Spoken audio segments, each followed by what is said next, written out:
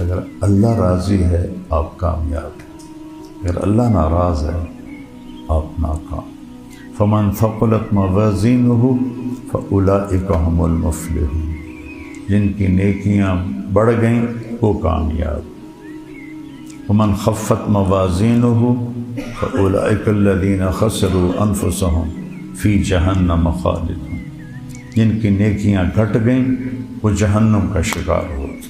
قرآن کا مفہوم سمجھو، کامیاب وہ نہیں ہے جو ہواؤں میں اڑنے لگے، کامیاب وہ ہے جس سے اللہ راضی ہو، جس سے اللہ کا رسول راضی ہو۔ جو مرے تو آگے اللہ کا رسول ایسے کھڑا، آ جا میرا بیٹا آ گیا، میری بیٹی آ گئی، میرا امتی آ گیا،